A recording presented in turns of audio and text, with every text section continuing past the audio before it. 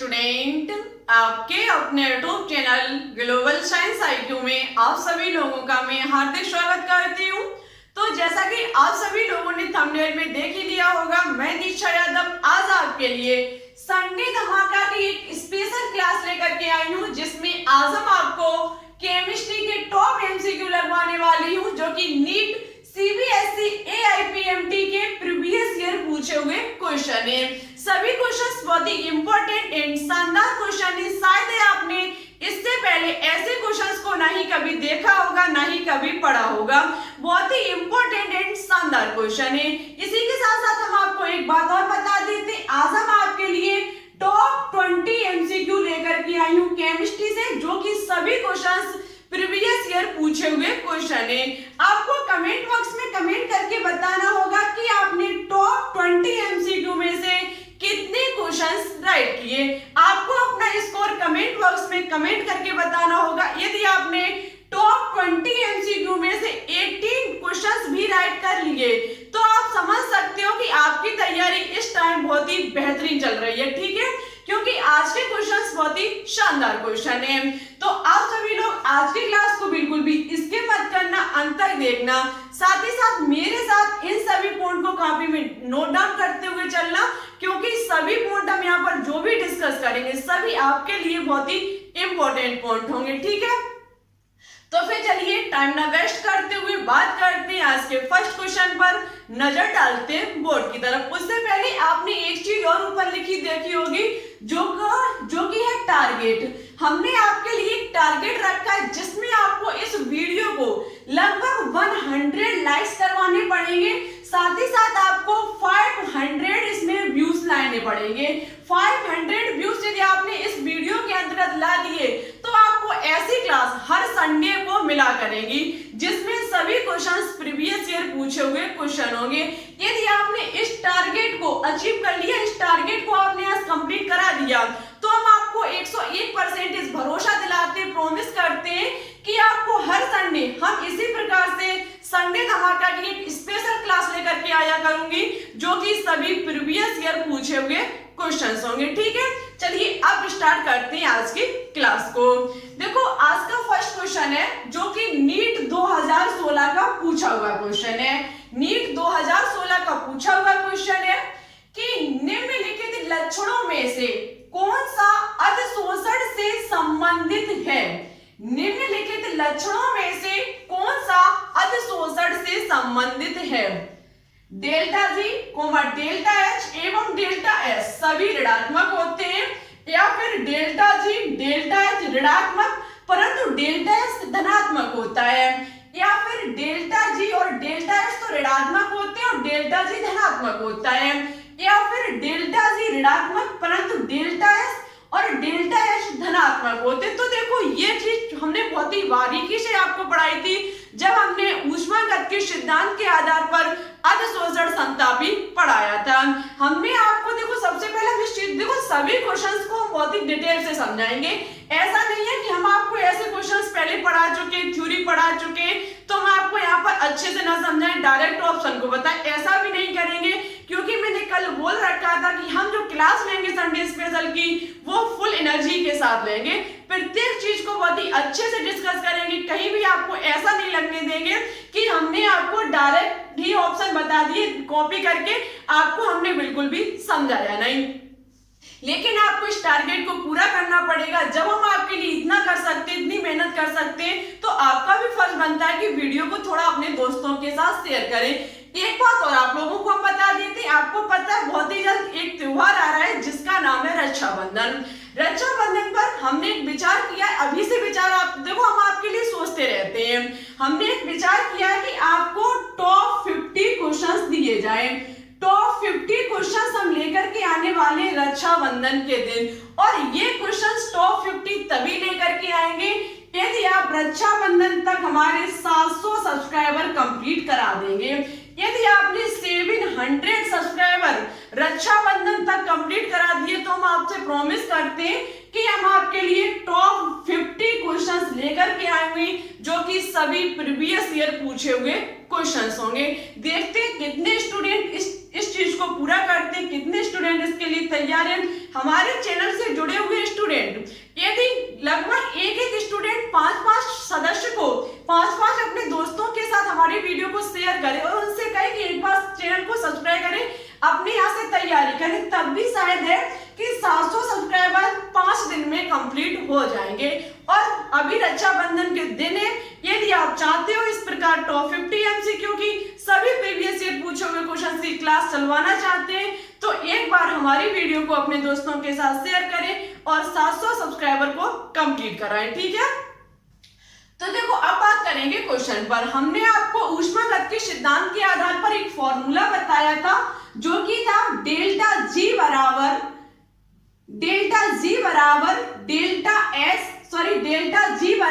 Delta H mine plus की T delta S. ये हमने आपको फॉर्मूला बताया था ऊष्मागतिकी सिद्धांत के आधार पर। ऊष्मागतिकी सिद्धांत के आधार पर डेल्टा एच जी बराबर डेल्टा एच, यहाँ पे था माइनस की टी डेल्टा एस।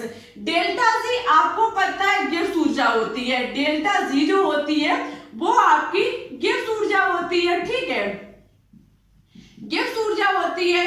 और डेल्टा जी जो होता है वो आपको पता है हमारी होती है एंथैल्पी। क्या होती है? एंथैल्पी। एंथैल्पी एक प्रकार की हमारी ऊर्जा होती है, एनर्जी होती है। टी आपको पता है तापमान होता है और आपको डेल्टा एस तो पता ही होगा एंट्रोपी होती है। क्या होती है? एंट्रोपी। एंट्रोपी का मतलब आपको पता ही होगा एंट्रोपी। एंट्रोपी का मतलब होता है फैलाव। क्या होता है? फैलाव का मापक।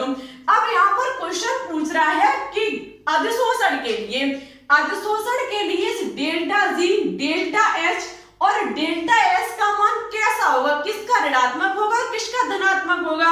तो स्टूडेंट अब आपको पता होगा डेल्टा जी धनात्मक होगा और डेल्टा एस आपका ऋणात्मक होगा, लेकिन लगा हुआ इसमें ये हमारा ऊष्मागतिकी सिद्धांत के आधार पर होगा।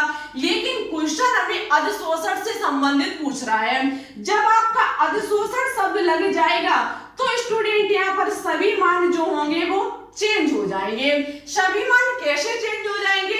डेल्टा जी बराबर डेल्टा एच आपको पता है ऊर्जा, और अधिशोषण आपको पता है कि अधिशोषक पर अधिशोष से आकर के चिपकते हैं। कोई भी ये अधिशोषक है जिस पर ऊपर आकर के क्या चिपकेंगे? अधिशोषक चिपकेंगे।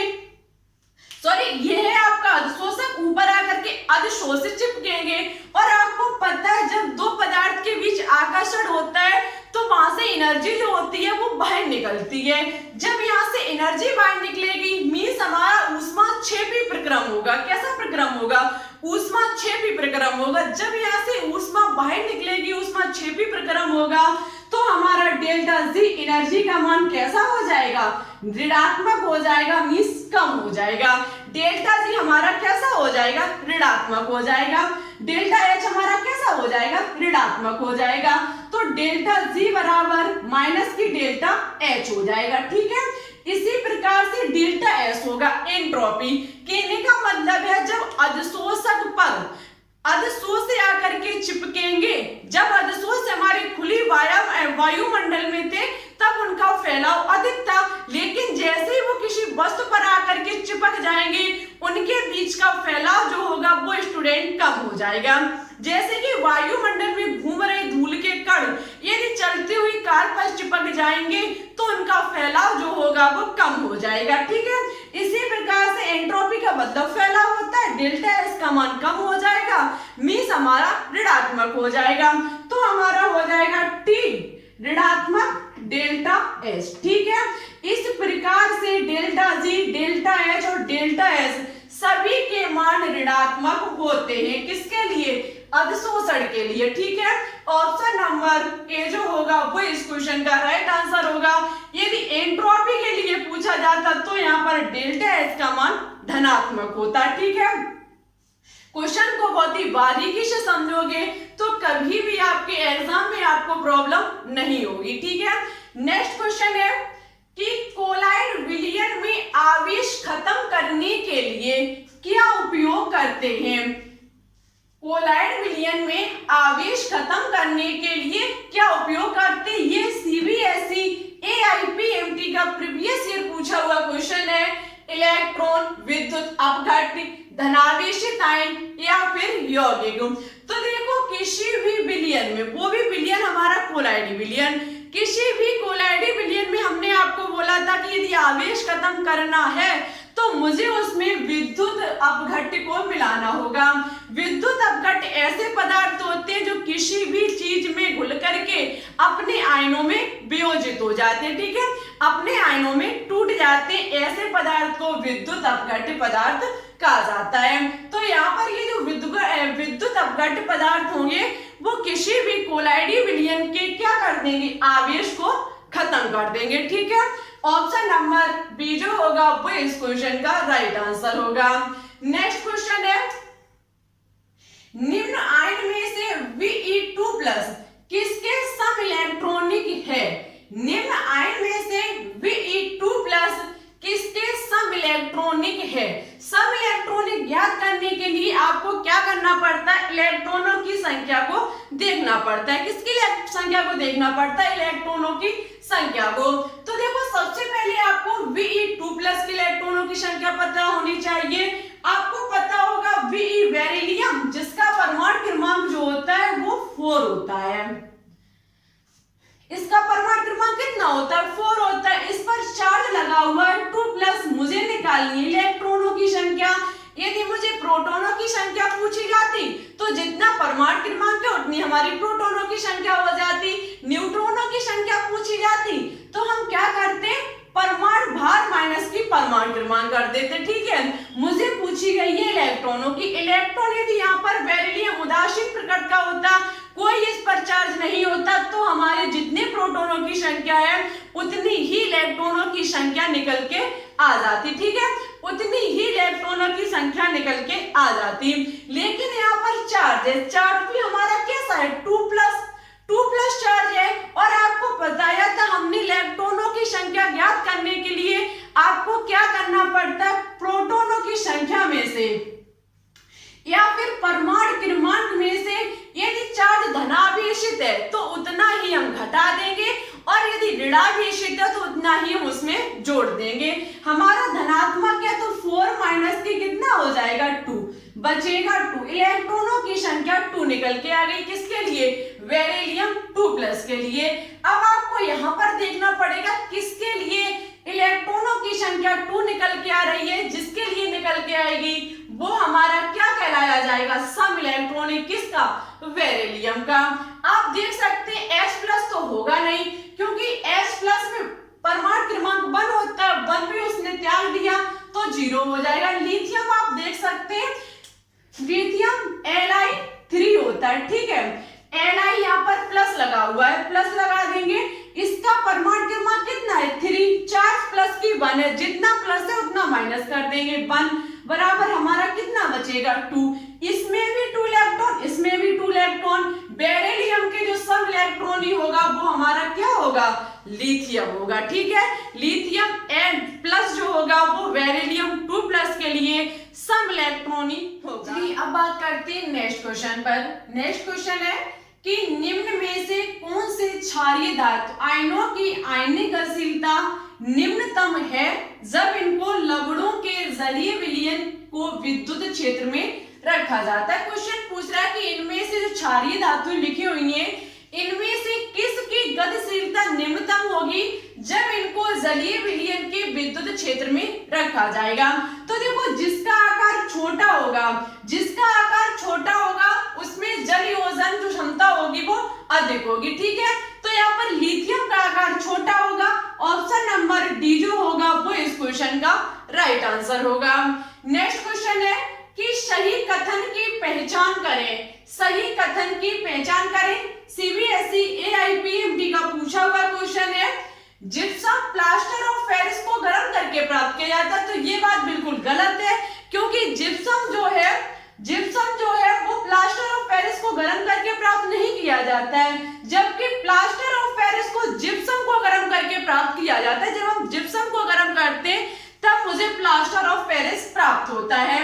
नेक्स्ट है प्लास्टर ऑफ पेरिस जिप्सम के द्रवीकरण से प्राप्त होता है, तो ये भी बिल्कुल गलत है। जिप्सम ओनली गर्म करने पर प्लास्टर ऑफ पेरिस प्राप्त होता है।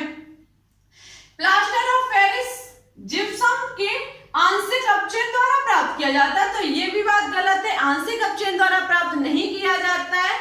जो आपका जिप्सम में कैल्शियम का प्रतिशत प्लास्टर ऑफ पेरिस से कम होती है, बिल्कुल राइट बात है। जिप्सम में जो कैल्शियम होता है, आपको पता होगा जिप्सम का फॉर्मूला, जिप्सम का जो फॉर्मूला होता है वो CaSO4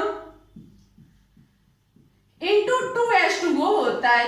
CaSO4 into 2H2O gypsum होता है, जबकि plaster of Paris CaSO4 into half H2O होता है। ठीक है, जिप्सम ये होता है, प्लास्टर ऑफ पेरिस नीचे वाला होता है। जिप्सम में जो कैल्शियम की प्रतिशत होती है, परसेंटेज मात्रा होती है, वो प्लास्टर ऑफ पेरिस से कम होती है। ठीक है, ये यहाँ पर क्या होता है, इसकी जो मात्रा, इसमें कैल्शियम की जो मात्रा होगी वो इससे कम, इसमें कम होगी, सॉरी इसमें अधिक होगी। ऑप्शन नंबर डी जो होगा वो इस क्वेश्चन का राइट आंसर होगा। चलिए अब बात करते हैं आज के नेक्स्ट क्वेश्चन पर। चलिए अब बात करते हैं नेक्स्ट क्वेश्चन पर। नेक्स्ट क्वेश्चन है कि निम्न में से किस क्षारीय मृदा धातु को, सबसे पहले ये बोर्ड पर जितने भी यहाँ पर क्वेश्चन आपको दिख रहे हैं, ये सभी CBSE AIPMT के पूछे हुए क्वेश्चन है। ठीक है, लिखा हुआ है कि निम्न में से किस क्षारीय मृदा धातु सल्फेट की जलयोजन ऊर्जा इसकी जालक ऊर्जा से अधिक होती है। बहुत ही इंपॉर्टेंट क्वेश्चन है कि निम्न में से किस क्षारीय मृदा धातु सल्फेट की जलयोजन ऊर्जा इसकी जालक ऊर्जा से अधिक होती है। CaSO4 कैल्शियम सल्फेट, VeSO4 जो कि हमारा beryllium sulphate, VaSO4 barium sulphate, या फिर SrSO4 लिखा हुआ है स्ट्रोनियम सल्फेट। किसकी जलयोजन जो ऊर्जा होगी वो इसके जालक ऊर्जा से अधिक होगी।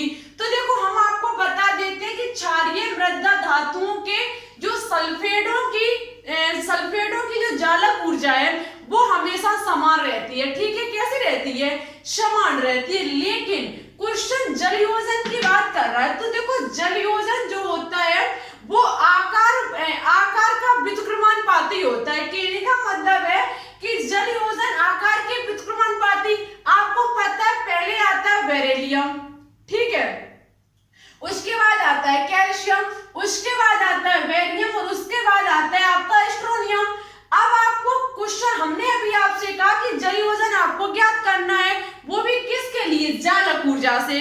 जालक ऊर्जा क्षारीय मृदा धातुओं के प्रत्येक सल्फेटों के लिए समान होती है, ये भी हमने आपसे बोला अभी। अब हमने आपसे कहा कि जलयोजन ऊर्जा जो होती है वो आकार के व्युत्क्रमानुपाती होती है। कहने का मतलब है यदि आकार में वृद्धि होगी तो जलयोजन ऊर्जा जो होगी वो कम होगी। अब आपको पता है कि किसी भी परत में ऊपर से नीचे जाने पर जो आपका आकार होता है वो बढ़ता है। अब सबसे कम आकार किसका होगा, बेरिलियम सल्फेट का। किसका सबसे कम होगा, बेरिलियम सल्फेट का। उससे अधिक होगा कैल्शियम का, उससे अधिक बेरियम का, उससे अधिक स्ट्रोनियम का। तो अब आकार सबसे छोटा बेरिलियम का है, तो इसका जलयोजन कैसा होगा, अधिक होगा। जलयोजन ऊर्जा जो होगी वो कैसी होगी, अधिक होगी, क्योंकि आकार बढ़ने के साथ साथ जलयोजन ऊर्जा जो होती है वो कम हो जाती है, क्योंकि जलयोजन ऊर्जा आकार के व्युत्क्रमानुपाती होती है। यहाँ आपको सबसे अधिक निकालनी थी, तो सबसे अधिक जलयोजन जो होगा वो बेरिलियम सल्फेट का होगा, जबकि सबसे कम आकार जो होगा वो बेरिलियम सल्फेट का होगा। ठीक है, जलयोजन अधिक होगा, आकार छोटा होगा, जबकि जालक ऊर्जा क्षारीय मृदा धातुओं के प्रत्येक सल्फेट के लिए समान रहती है, इक्वल रहती है। ठीक है, इस क्वेश्चन का ऑप्शन नंबर बी जो होगा वो राइट आंसर होगा। नेक्स्ट क्वेश्चन है कि सोने व चांदी के निष्कर्षण से Cn- से निक्षालन होता है, चांदी को बाद में पुनः प्राप्त किसके द्वारा किया जाता है। कहने का मतलब है सोना व चांदी के निष्कर्षण से से सोना व चांदी के निष्कर्ष से जो आपका साइनाइड माइनस से निक्षालन होता है, चांदी को बाद में पुनः प्राप्त करने के लिए इसके द्वारा किया जाता है। पहले हमने सोना चांदी का निक्षालन हो गया, सोना चांदी बाहर निकल गया, लेकिन मुझे इसे एक बार फिर प्राप्त करना है तो मुझे क्या करना पड़ेगा? तो आपको क्या करना पड़ेगा, जो Cn माइनस से हमें प्राप्त हुआ है उसे जिंक से विस्थापन करना पड़ेगा। जब हम उसको जिंक से विस्थापन करेंगे स्टूडेंट, मुझे सोना और चांदी जिसका भी निक्षालन हुआ होगा वो पुनः प्राप्त हो जाएगा। ठीक है, वो मुझको पुनः प्राप्त हो जाएगा। ऑप्शन नंबर सी जो होगा वो इस क्वेश्चन का राइट आंसर होगा। नेक्स्ट क्वेश्चन है कि निम्न में से कौन सा लोहे का खनिज है? निम्नलिखित में से कौन सा लोहे का खनिज है? मैग्नेटाइट, कैल्सिटेराइट, पायरोलुसाइट या फिर मिलेटाइट? तो देखो, आपको इसका आंसर भी पता होगा। जो लोहे का खनिज होगा वो आपका होगा मैग्नेटाइट। मैग्नेटाइट एक लोहे का अयस्क होता है। अब आपको कमेंट बॉक्स में कमेंट करके बताना होगा कि मैग्नेटाइट अयस्क का क्या सूत्र होता है। मैग्नेटाइट जो कि लोहे का अयस्क है उसका क्या फॉर्मूला होता है, आपको हमारे कमेंट बॉक्स में कमेंट करके बताना होगा। नेक्स्ट क्वेश्चन है, निम्नलिखित में से कौन सा कथन असत्य है? आपको असत्य ढूंढना है कि निम्नलिखित में से कौन सा कथन असत्य है। HCl से अधिक शक्तिशाली अम्ल है। हैलाइड आयनों में आयोडाइड आयन सबसे शक्तिशाली अपचायक है। हैलोजन के केवल फ्लोरीन परिवर्तनशील अपचयन अवस्था को प्रकट करता है, या फिर HOCl HOBr से अधिक शक्तिशाली अम्ल है। तो देखो, आपको जो इसका असत्य दिख रहा होगा वो बहुत ही आसानी से पकड़ लिया होगा आपने। जो आपका हाइड्रोजन सल्फाइड है वो हाइड्रोजन क्लोराइड से अधिक शक्तिशाली अम्ल नहीं है।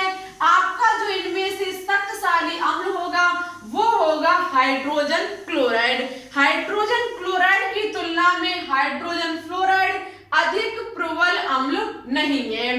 तो इस क्वेश्चन का ऑप्शन नंबर ए जो होगा वो राइट आंसर होगा।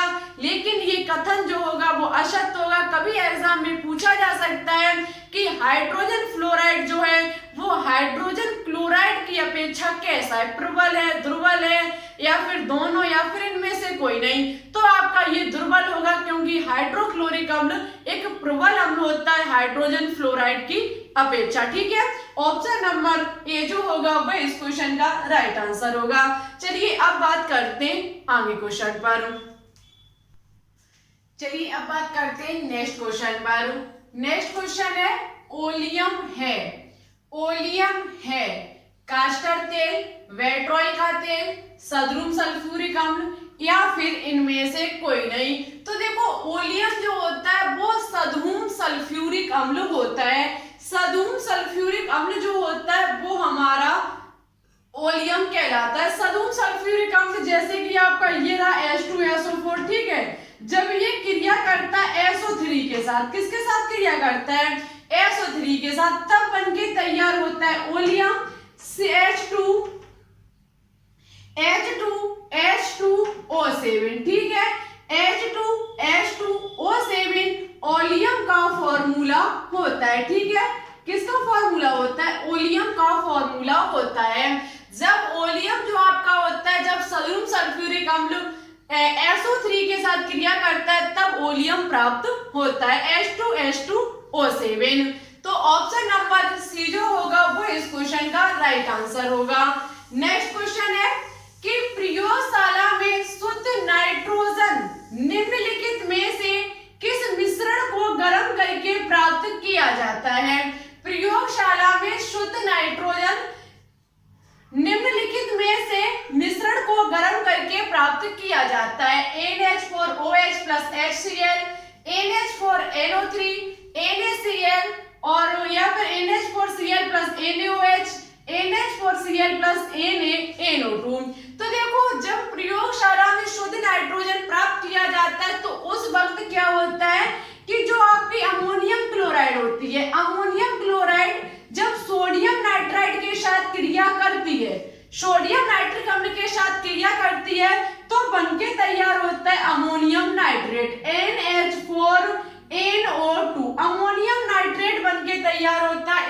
2H4 NO2, इसे जब पुनः गर्म किया जाता है, इसे पुनः जब गर्म किया जाता है तब बनता है N2 प्लस H2O। ठीक है, क्या बनता है?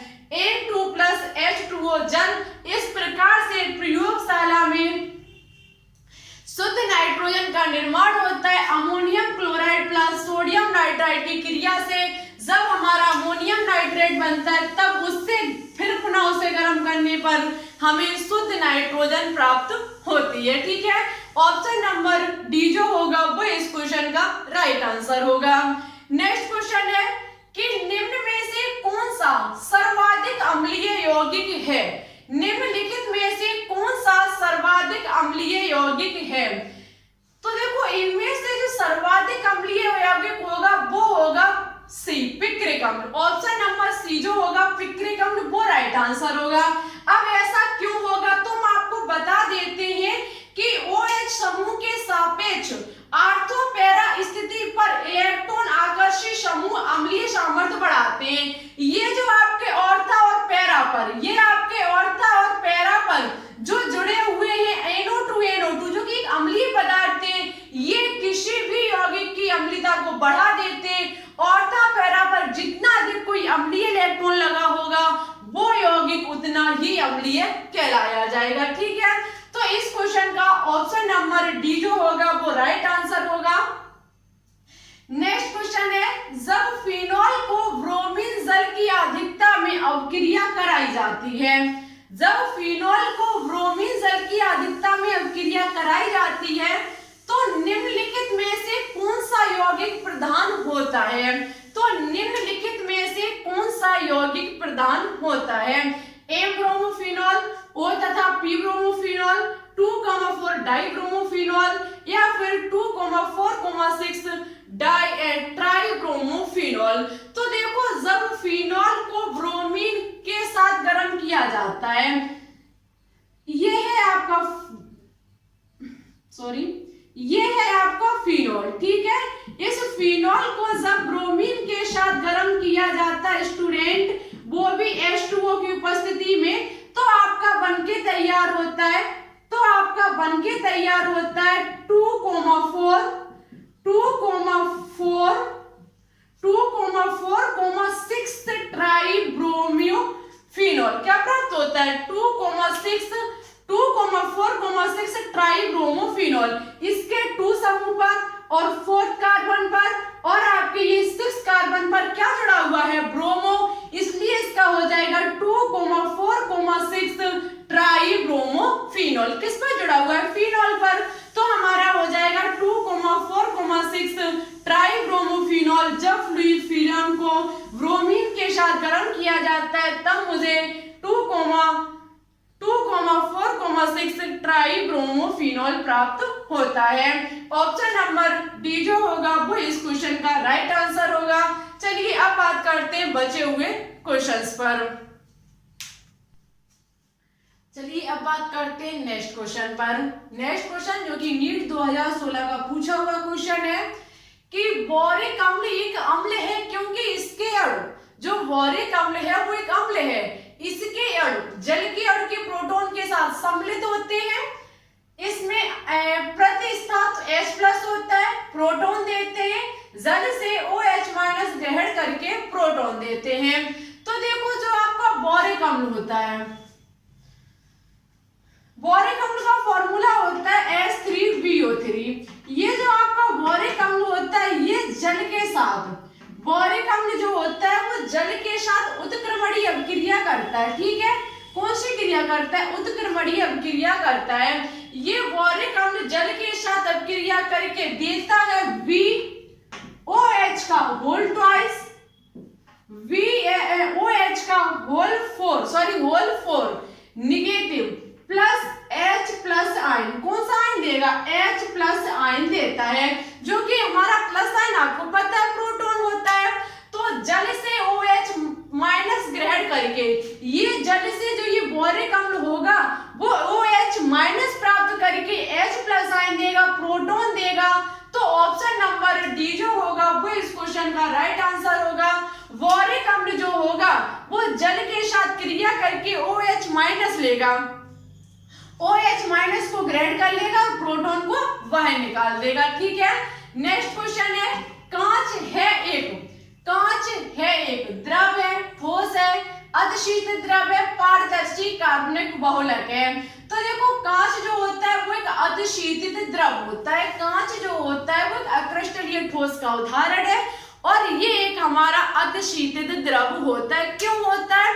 तो देखो इसमें द्रवों की वहत बहने की प्रवृत्ति होती है, लेकिन ये जो बहने की प्रवृत्ति होती है वो बहुत ही धीमी होती है, इतनी धीमी जिसे हम अपनी नग्न आंखों से देख भी नहीं सकते। ठीक है, इतनी धीमी होती है कि इसको हम अपनी नग्न आंखों से देख भी नहीं सकते। किसे? कांच में जो कांच जो है वो लगातार बहता है। ठीक है, जैसे कि आपने देखी होगी विंडो, खिड़की जो देखी होगी उनमें लगे होते हैं कांच, कई वर्षों पुराने, बहुत ही वर्षों सालों पुराने आप खिड़कियां देखना, वो ऊपर से आपको पतली दिखेंगी और नीचे से मोटी दिखेंगी। ऐसा क्यों?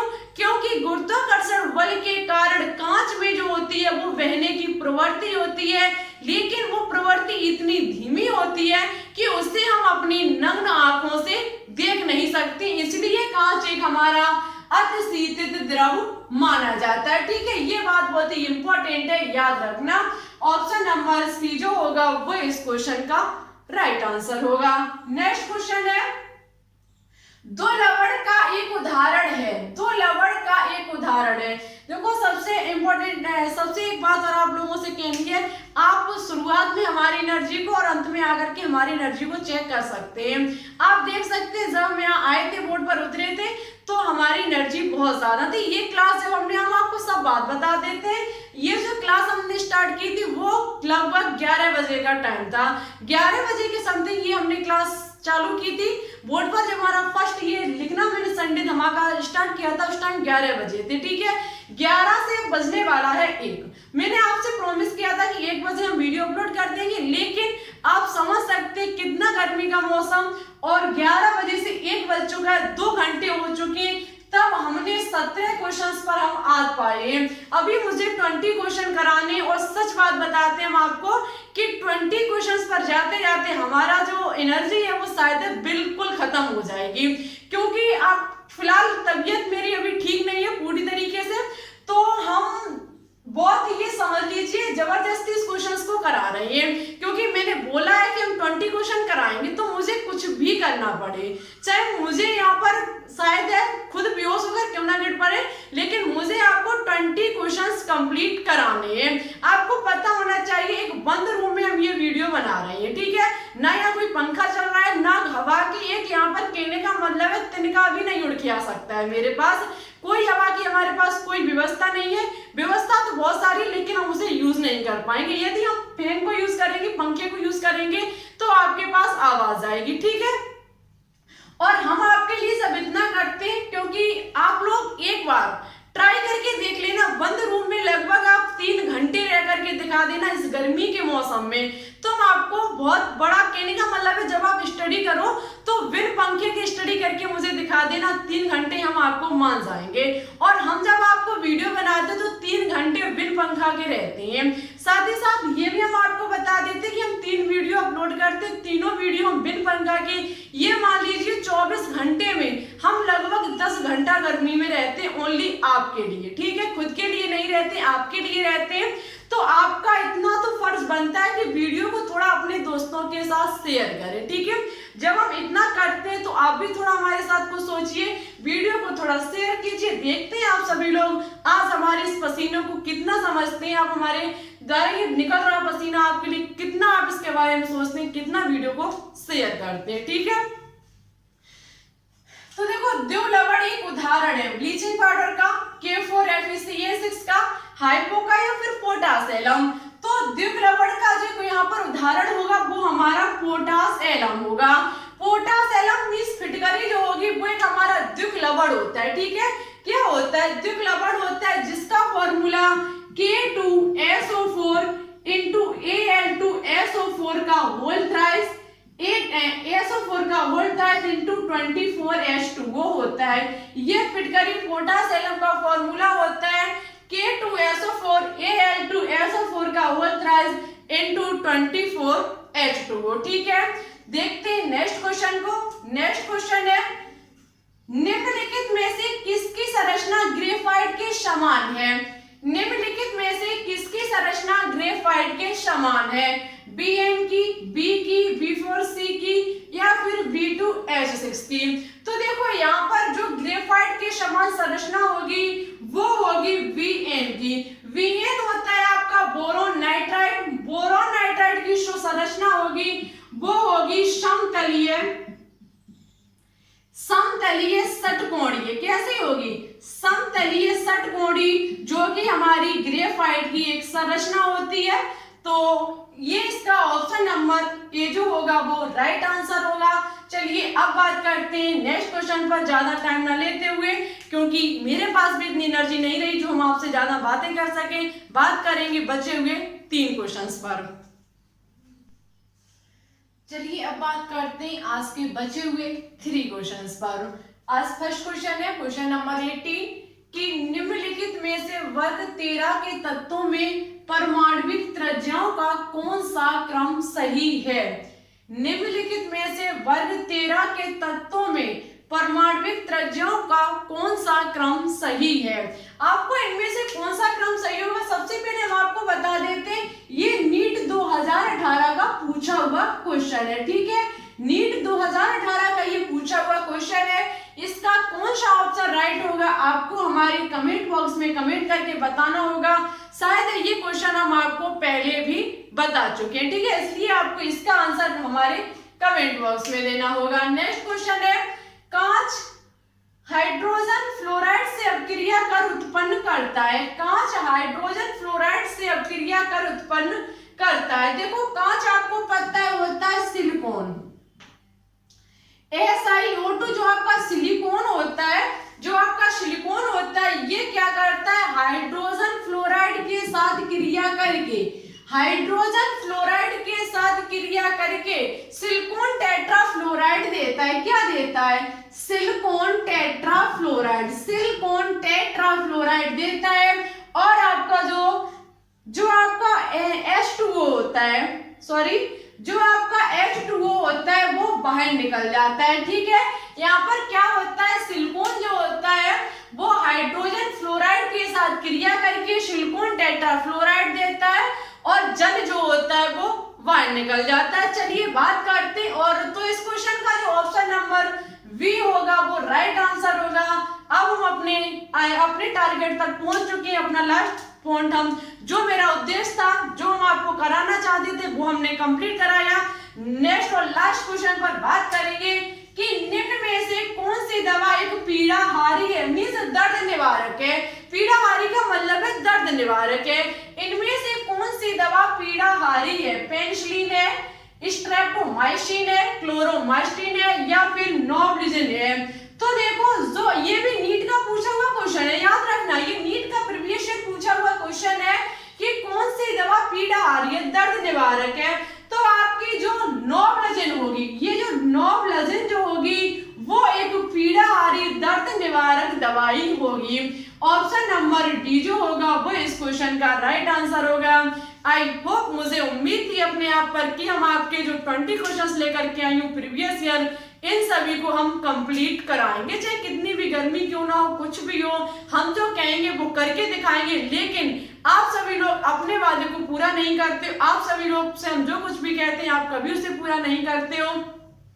लेकिन देखते आज आपको हमारा ये जो पसीना दिख रहा होगा, आपको इसका कितना, कहने का मतलब कितना आपको मेरा कष्ट लगता है। क्या आप 100 लाइक्स और 500 व्यूज कराते हैं कि नहीं कराते? यदि आप करा देते हैं तो प्रॉमिस, चाहे कितनी भी गर्मी पड़े, चाहे कुछ भी हो, हम आपको इसी प्रकार संडे धमाका में स्पेशल केमिस्ट्री के टॉप क्वेश्चंस लेकर के आया करूंगी, जो कि सभी प्रीवियस ईयर पूछे हुए क्वेश्चंस होंगे। तो आप सभी लोग प्लीज आज की क्लास को ज्यादा से ज्यादा अपने दोस्तों के साथ शेयर करें। वीडियो अच्छी लगे तो लाइक करें। चैनल पर न्यू हो तो प्लीज इसे एक बार सब्सक्राइब करके बेल आइकन को प्रेस ऑल पर क्लिक कर लें, जिससे हमारी अन्य आने वाली वीडियो के नोटिफिकेशन आपके पास सबसे पहले और आसानी से पहुंच सके।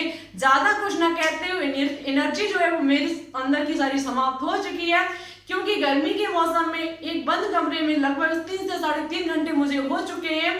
तो इसलिए अब जितना जो कुछ भी था हम कह चुके हैं। अब आपको जितना अच्छा लगे, वीडियो पसंद आए तो करना दोस्तों के साथ शेयर, ना अच्छी लगे ना पसंद आए तो लाइक भी मत करना, और जब आप लाइक नहीं करोगे तो फिर अनलाइक भी मत करना, ठीक है। और फिर आपकी मर्जी हो तो शेयर करना। और यदि रक्षाबंधन पे आपको इसी प्रकार से स्पेशल केमिस्ट्री क्लास चाहिए तो आपको हमारे 700 सब्सक्राइबर कंप्लीट कराने होंगे। यदि आप 700 सब्सक्राइबर कंप्लीट करा देंगे तो हमको रक्षाबंधन के दिन हम आपको बहुत ही स्पेशल केमिस्ट्री की क्लास देंगे जिसे आप कभी सोच भी नहीं सकते हैं। तो चलिए चलते हैं। Thanks for watching this video. जय हिंद, जय भारत।